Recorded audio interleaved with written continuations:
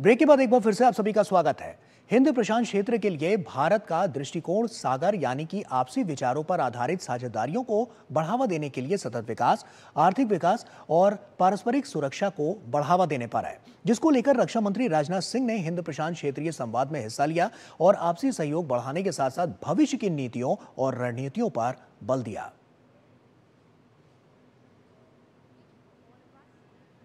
नई दिल्ली की मेजबानी में हो रहे हिंद प्रशांत क्षेत्रीय संवाद में भारत का संदेश एकदम साफ है। ये संदेश है नियम आधारित अंतर्राष्ट्रीय व्यवस्था और अंतर्राष्ट्रीय कानून के सम्मान का।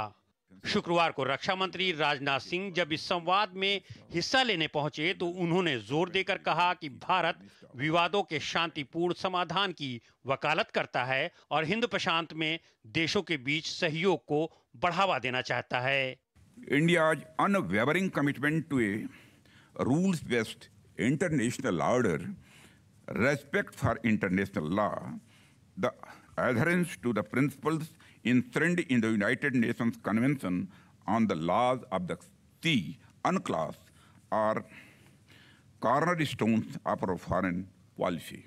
रक्षा मंत्री ने बदलते वैश्विक हालात की वो संकेत तो किया ही, साथ ही इस बात को भी रेखांकित किया कि भारत को इस क्षेत्र में एक विश्वसनीय और पसंदीदा सुरक्षा भागीदार के साथ साथ हर मुश्किल घड़ी में सबसे पहले मदद को पहुंचने के तौर पर देखा जाता है।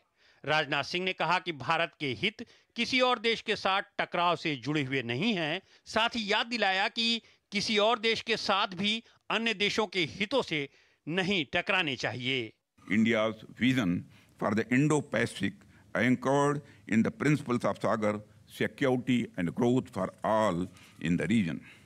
रक्षा मंत्री ने देश की बढ़ती सैन्य क्षमताओं को सराहते हुए कहा कि भारतीय वायुसेना और विशेष रूप से नौसेना क्षेत्र के देशों के साथ सहयोग को मजबूत करने में आगे आगे है। रक्षा मंत्री ने मुक्त और खुले हिंद प्रशांत पर जोर देते हुए कहा कि भारत का मानना है अंतर्राष्ट्रीय नौवहन मार्गों की सुरक्षा सुनिश्चित किया जाना आवश्यक है। तो काफी महत्वपूर्ण ये